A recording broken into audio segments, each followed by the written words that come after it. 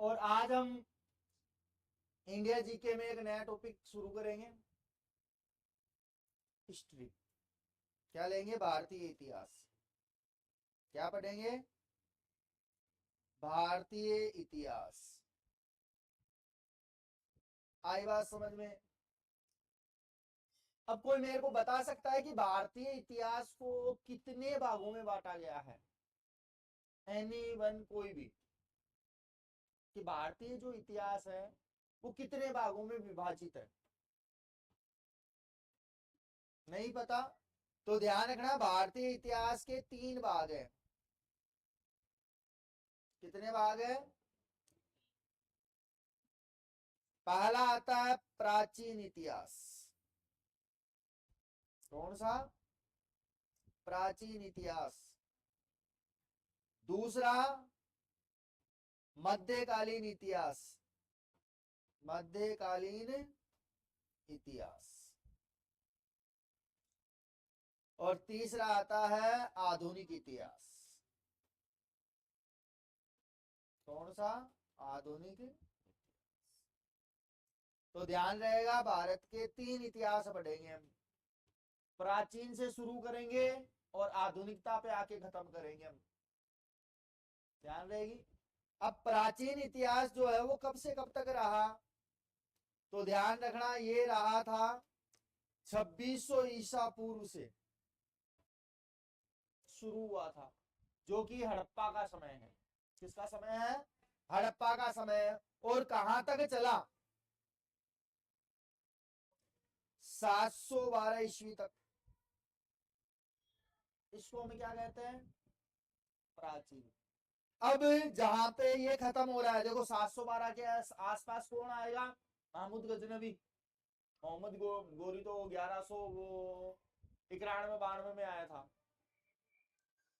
इसके बाद में मध्यकालीन इतिहास के समय की मैं बात करूं तो 712 ईस्वी से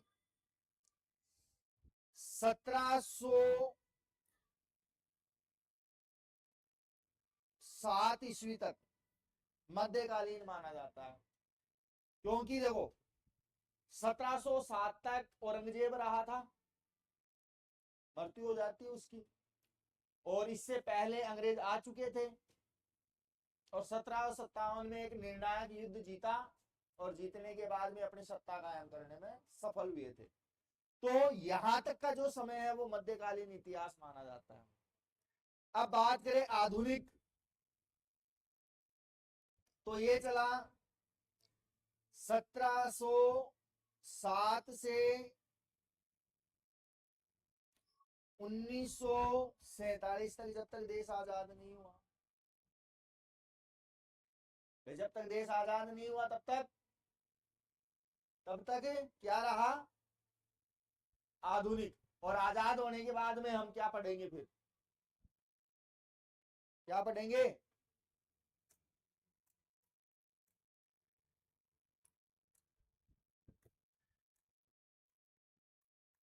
कौन सा है?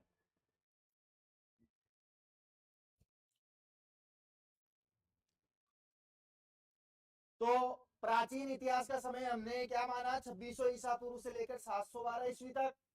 और मध्यकालीन इतिहास का 712 से लेकर 1707 ईस्वी तक।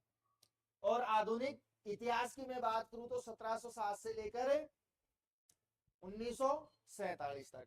अब हम बात करेंगे कि भाई प्राचीन इतिहास में क्या है और क्या पढ़ेंगे हम। तो देखो, प्राचीन इतिहास की अगर मैं बात करूं तो हम इसमें हड़प्पा पढ़ेंगे। पहले पॉइंट क्लियर कर दूं मैं सभी के। हाँ, हड़प्पा सभ्यता पढ़ेंगे, क्योंकि मैंने ये जो 2600 लिखा है ना, ये हड़प्पा का ही समय लिखा है मैंने। ठीक है। हड़प्पा के बाद में इसके मोहनजोदड़ो वगैरह जितने भी पुरातात्विक स्थल है हड़प्पा सभ्यता से संबंधित, उन सभी को पढ़ेंगे। उसके बाद में हमें हर्यक वंश इसी में लेंगे। इसी में हम लेंगे शिशुनाग वंश। शिशुनाग वंश जो हर्यक वंश के बाद आया था। इसी में हम पढ़ेंगे नंद वंश, इसी प्राचीन इतिहास में हम पढ़ेंगे मौर्य वंश, इसी में हम पढ़ेंगे सुग वंश, और लास्ट में जाते जाते हम बात कर लेंगे थोड़ी बहुत गुप्त वंश। तो ये प्राचीन भारत के इतिहास में सारी चीजें आएगी। तो ये आया पहले, इसके बाद ये, इसके बाद ये, सारों का क्रम ही लिखा है मैंने। जैसे हरेक वंश के बाद में पूछ ले कि कौन सा वंश आया, शिशु नागवंश, शिशु नागवंश के बाद में कौन आया, नंदवंश, नंदवंश के बाद में कौन आया, मौर्य वंश, मौर्य वंश के बाद में कौन आया, सुग, और सुग के बाद में गुप्त। तो ध्यान रखना कि ये जो इतिहास है वो प्राचीन इतिहास है, और प्राचीन इतिहास के अंतर्गत और भी कई छोटे मोटे वंश है, उनकी भी हम बात करेंगे। हो सकता है कहीं ना कहीं उनसे एक बात भी अगर लिखाते हैं और उनसे रिलेटेड अगर क्वेश्चन पूछ लेता है तो आपको आंसर देने में दिक्कत नहीं आएगी। लेकिन ये चीज तो परमानेंटली पूरी पढ़ेंगे हम, और डिटेल से पढ़ेंगे। आगे बात समझ। अब आप देखोगे मध्यकालीन इतिहास, तो मध्यकालीन इतिहास में आप जाओगे तो इस काल को हम कहते हैं सल्तनत काल। क्या बोलते हैं, सल्तनत काल कहा गया है। और सल्तनत काल में आप देखोगे तो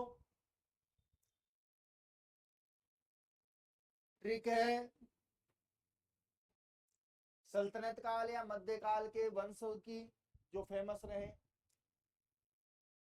गुल खिला के सैया ने लूटा, गुल खिला के तूने सैया लूटा।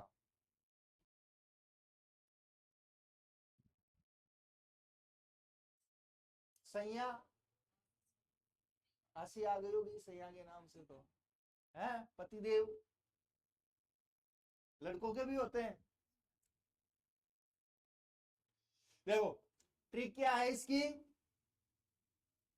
मध्यकालीन इतिहास, मध्यकालीन इतिहास के अंतर्गत कौन कौन से प्रमुख वंश पढ़ेंगे हम, तो उसकी मैंने ट्रिक बताई कि भाई गुल खिला के तूने सैया लूटा। अब इसमें कौन कौन से वंश आएंगे, तो गुल से आया गुलाम वंश, कौन सा वंश, गुलाम वंश आया साहब। खिला से खिलजी वंश आया,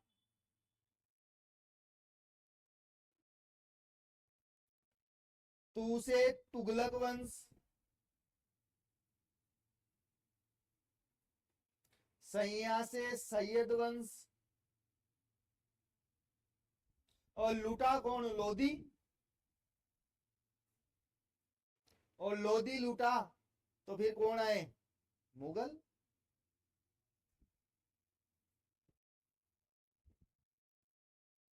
मुगल वंश, क्योंकि 1707 तक कौन रहा था, औरंगजेब, और उसकी मृत्यु के बाद में मुगल साम्राज्य का पतन होना शुरू हो गया था, धीरे धीरे अंग्रेजों की पकड़ हो गई थी भारत पे। अब इसमें आधुनिक इतिहास की मैं बात करूं तो आधुनिक इतिहास में आप पढ़ोगे अंग्रेज, ब्रिटिश मेन, तो पुर्तगालियों की थोड़ी बहुत बात करेंगे, और डचों की थोड़ी बहुत बात करेंगे। बाकी तो आए तो खूब थे, मैं सभी का क्रम लिखाऊंगा आपको। लेकिन सबसे ज्यादा अधिक समय तक अगर कोई राज कर पाए तो वो ब्रिटिश थे, क्योंकि ईस्ट इंडिया कंपनी जो आई थी वो ब्रिटेन से आई थी। कहां से आई थी, ब्रिटेन से आई थी। तो ये टेबल याद रहेगी। अब इसमें प्राचीन इतिहास में एक चीज और पढ़ेंगे, मगध, क्योंकि प्राचीन इतिहास में हमें जनपदों का उल्लेख मिलता है, महाजनपदों का उल्लेख मिलता है। तो जनपद या महाजनपद पूरे नहीं पढ़ेंगे, केवल और केवल जो सबसे ज्यादा फेमस रहा, प्रसिद्ध रहा, शक्तिशाली रहा, वो था मगध। और मगध ही सबसे बड़ा क्या था, महाजनपद था। और इसी पे शासकों ने क्या किया है, राज किया है। ये जितने भी वंश आए उन सभी ने मगध पे राज किया है। अब वो कैसे किया वो धीरे धीरे स्टोरी में पढ़ेंगे हम। तो टेबल उतार लेना।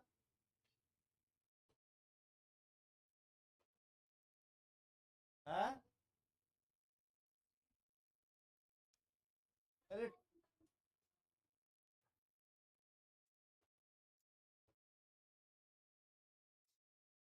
ये तो उस पे देखी होगी तूने, अरे उस पे देखी होगी, एसएससी पगलू पे।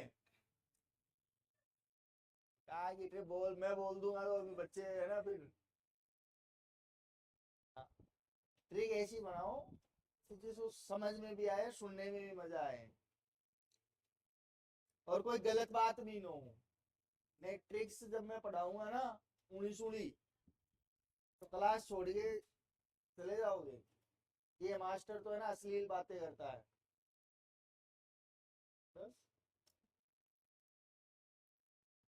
क्योंकि ट्रिक आप अपने हिसाब से भी बना सकते हो, मैं मेरे हिसाब से बना सकता हूँ। मैं बनाता हूँ पढ़ाने के हिसाब से, ताकि बच्चों को बुरा भी नहीं लगे, याद भी रह जाए। जैसे गंगा की पढ़ाई थी, तुम्हें क्या बताया था ट्रिक? हिचकियों के दौरे पड़ेंगे, हम तुम्हें इतना याद करेंगे कि तुम्हें हिचकियों के दौरे पड़ेंगे साहब। तो ऐसी ट्रिकें बनाओ, लिखो, अनाप शनाप मत लिखो कि किसी आदमी को बताए तो वो भी शर्मिंदा हो जाए। तेरे लिए बोल रहा हूँ ये बात।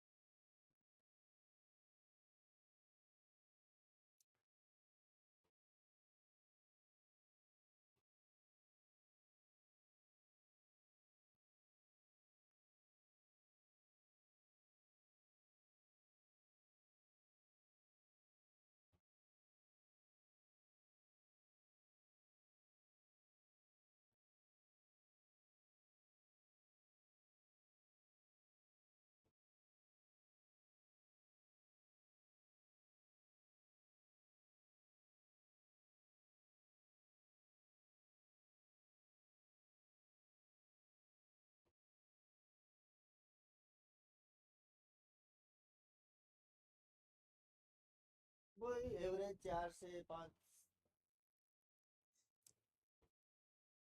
ऐसे थोड़ी ना मिलेगी नौकरी। अरे जब दीदार उस चांद का किया है तो नौकरी की तैयारी तो करनी पड़ेगी, है? अब तुम्हारे लिए तो सटीक बैठ जाता है चांद, लड़कियों के लिए क्या बोले भैया हम, है? सूरज तो वो तो तपता है। लेकिन महिला वर्ग अपने पैरों पे जितना जल्दी खड़ी हो जाएगी उतना ही बढ़िया है। और ये उनको ये जो मौका दिया है या जो रिजर्वेशन दिया है ना, वो इसीलिए मिला है महिला वर्ग को, ताकि पुरुष के भरोसे वो न रह सके। मौका था इनके पास, जब राजस्थान में 50% की बात चली थी, लेकिन घर से निकली नहीं और लड़के पहुंच गए वहां।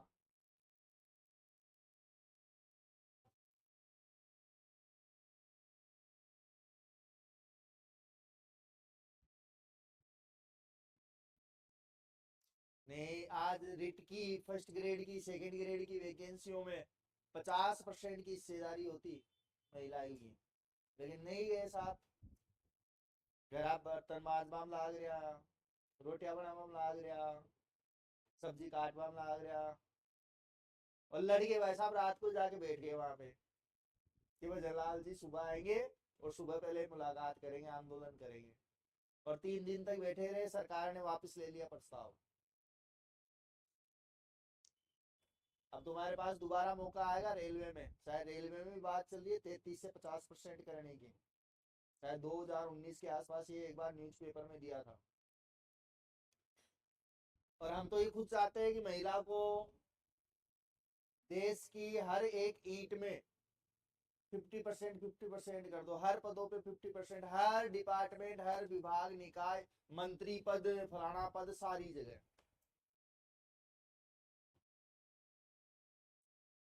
है?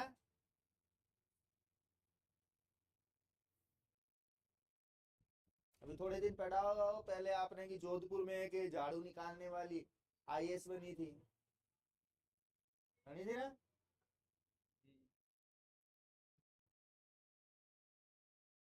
क्या हुआ? एक झाड़ू निकालने वाली भैया, तुम्हारी स्थिति तो बहुत बढ़िया है, फिर भी तुम्हारी स्थिति तो फिर भी बहुत बढ़िया है। इसलिए कहते हैं ऐसे लोगों से अपने आप मोटिवेट हुआ करो, किसी के कहने की जरूरत नहीं पड़े आपको, अंतर आत्मा से मोटिवेट हो। ठीक है, आगे बढ़ते हैं। उतार लिया हो तो भाई कितने भागों में बांटा? 3 भागों में। बता दिया हम क्या क्या पढ़ेंगे तीनों में। अब इनके काल कर्म की बात कर लेते हैं कि कौन सा किस किस समय कब से कब तक रहा। तो काल कर्म,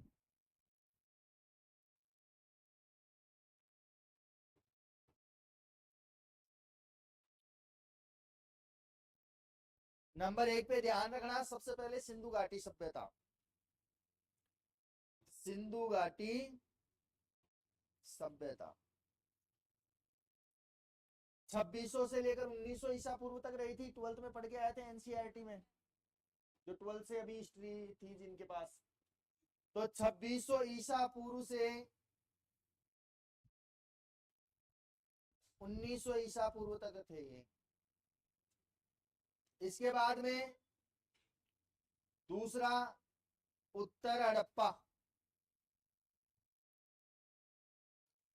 या अंधकार में युग, या इसी को बोलते हैं अज्ञात काल। क्या बोलते हैं? अज्ञात काल, जिसका हमारे पास कोई उल्लेख नहीं है, लेकिन इसका भी समय बताया है 1900 ईसा पूर्व से 1500 ईसा पूर्व, मतलब 400 वर्षों का हमारे पास कोई उल्लेख नहीं है। सिंधु घाटी सभ्यता के बाद के हमारे पास कोई प्रमाण नहीं है। इसीलिए उत्तर हड़प्पा, इसी को हमने अंधकार में कहा, इसी को हमने अज्ञात काल नाम दिया, जिसकी हमारे पास कोई कभी पढ़े हो कि भाई जैसे 1900 ईसा पूर्व, ठीक है, और भारतीय इतिहास में फिर 1500 के बीच में जो समय है उसके बीच की कोई जानकारी हो तुम्हारे पास किसी भी बुक में? और पूरा पाषाण काल, नव पाषाण काल की बात करूं तो वो तो काफी बहुत पुराना हो गया, जब मानव जानवरों की तरह निवास किया करता था जंगलों में। है तीसरा वैदिक सभ्यता, और वैदिक सभ्यता का जो समय है वो 1500 ईसा पूर्व से 600 ईसा पूर्व तक।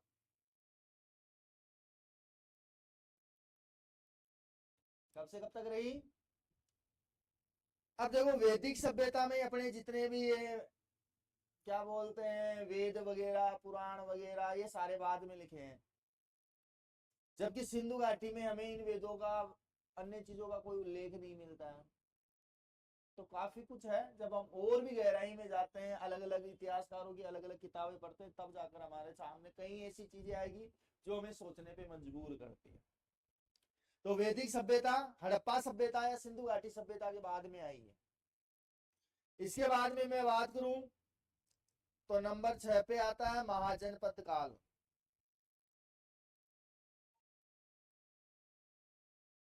इसी को हम बोलते हैं लोह युग। क्या बोलते हैं? लोहकालीन युग।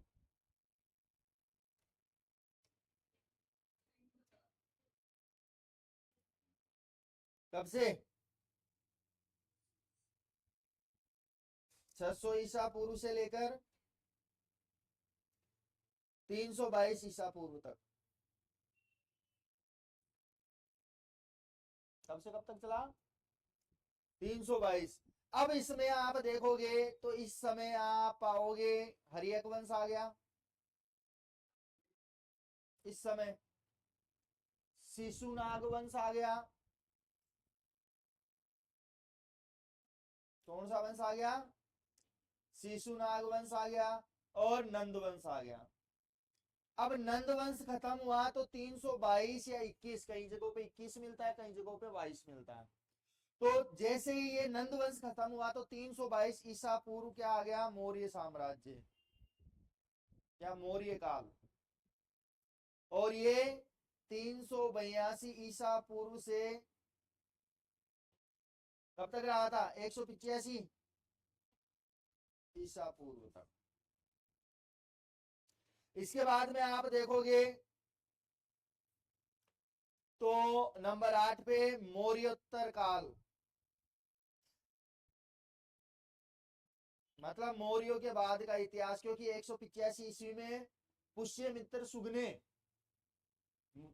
बृहदत्त मौर्य की हत्या की और हत्या करने के बाद में एक नए वंश की स्थापना की जिसे सुग वंश के नाम से जाना जाता है।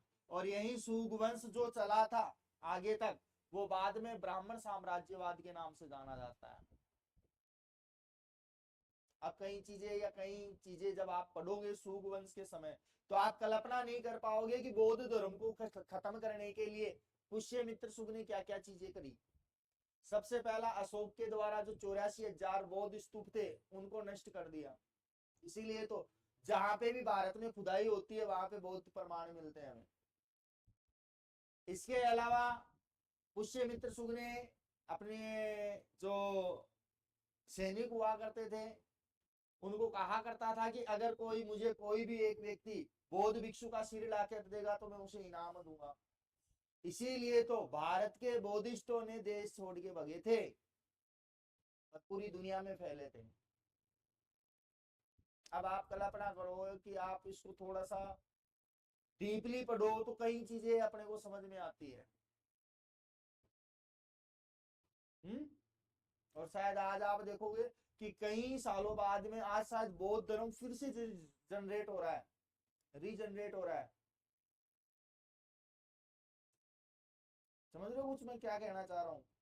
ऑनलाइन हूँ इसलिए बोल नहीं सकता कि भाई आप देखोगे आए दिन हम पेपर वगैरह में पढ़ते हैं कि फलाने गांव के फलाने लोगों ने अपना धर्म छोड़ के बौद्ध धर्म अपना लिया। और कुछ लोग ये जैसे बोलते हैं ना राम राम सत्य है अर्थी पे, तो उन्होंने एक नया नारा निकाल लिया। क्या निकाला? बुद्धि ही सत्य है। परिवर्तन हो रहा है। तो कहते हैं ना किसी भी चीज का हमें कोई अहंकार नहीं होना चाहिए, क्योंकि वक्त के साथ कई चीजें परिवर्तनशील हो जाती है। और बाबा साहब अम्बेडकर ने तो मरने से पहले बौद्ध धर्म को अपनाया था। तो गांधी जी के उनके बीच में एक वाक्य हो गया था, तब गांधी जी ने पूछा कि भाई तुम भी तो हमारे ही धर्म के, तो उन्होंने कहा कि साहब मेरे बस में नहीं था कि मैं आपके धर्म में जन्म नहीं लूं। अगर ये बस में होता तो मैं इस आप वाले धर्म में जन्म भी नहीं लेता, लेकिन मरूंगा आपके धर्म में नहीं। इसलिए उन्होंने बौद्ध धर्म अपनाया। पढ़िए, पढ़ा है ना ये 1956 के आसपास 10 लाख लोगों के साथ में महाराष्ट्र में धर्म परिवर्तन किया था। तो काफी कुछ बेसिकली चीजें हैं जो हमें मजबूर करती है। और अभी वाली तो बहुत बड़ी समस्या है, अभी वाली तो बहुत बड़ी समस्या है। इन चीजों से जितना निकल के बच के चलोगे ना फायदे में रहोगे। फिर अलग अलग समय की अलग अलग बातें हैं, तो ध्यान रखना 185 ईसा पूर्व से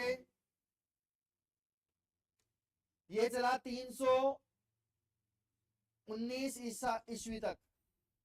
कब तक चला? 319।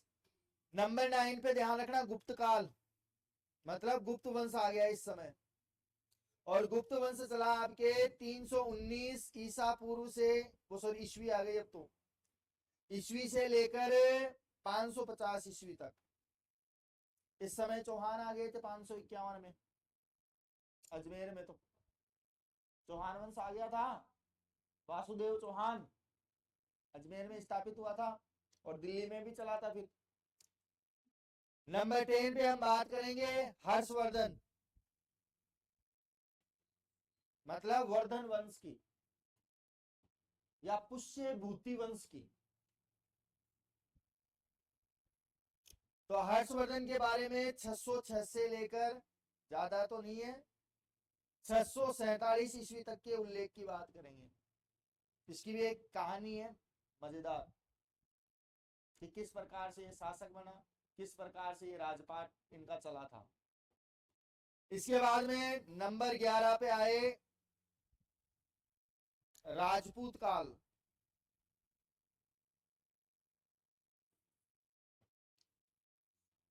और ये राजपूत काल चला 750 ईस्वी से 1000 ईस्वी तक।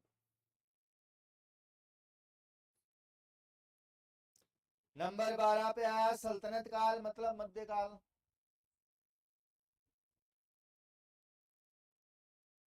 और ये चला आपके 1192 से 1526 तक। 26 में हारा लोधी, तो मुगल आए।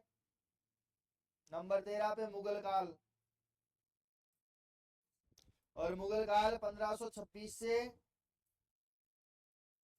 1707 तक भी मिलता है, और 1857 ईस्वी तक भी मिलता है। रीजन यहाँ पे खत्म हो चुका था, यहाँ से यहाँ तक के बीच का जो समय है वो पतन का है, क्योंकि अंतिम मुगल बादशाह 1857 में बहादुर शाह जफर थे, इसलिए 1857 भी है। इसके अलावा अगर मैं बात करूं आधुनिक भारत, तो आधुनिक भारत की अगर मैं बात करूं तो 1707 से ही ध्यान रखना 1947 तक। और 1947 में भारत का विभाजन हुआ और एक नया राष्ट्र बना पाकिस्तान। क्या बना? पाकिस्तान। तो ये सारे पॉइंट हम इस इतिहास में पढ़ने वाले हैं। अब ये कितने दिनों में पूरा होगा वो हम आगे चर्चा करेंगे। आगे बात समझ में? सुधार लो तो फिर है।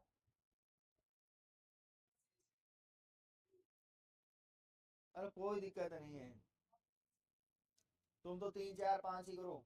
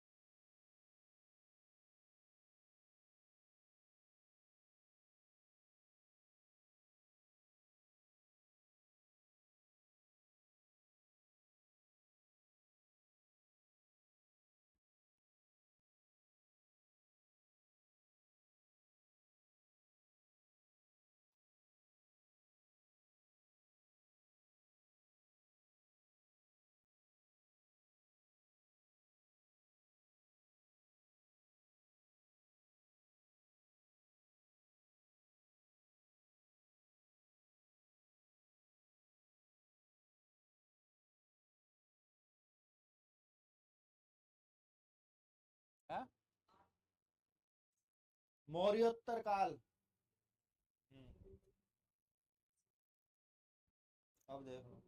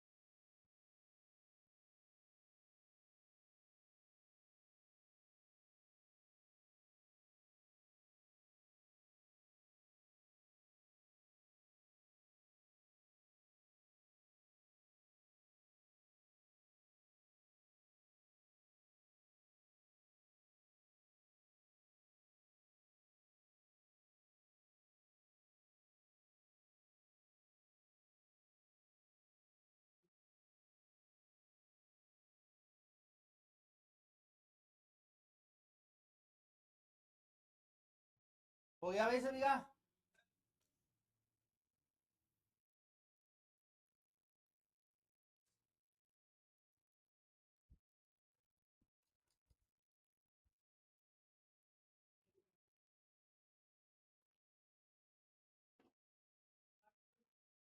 आधुनिक भारत 1707 से,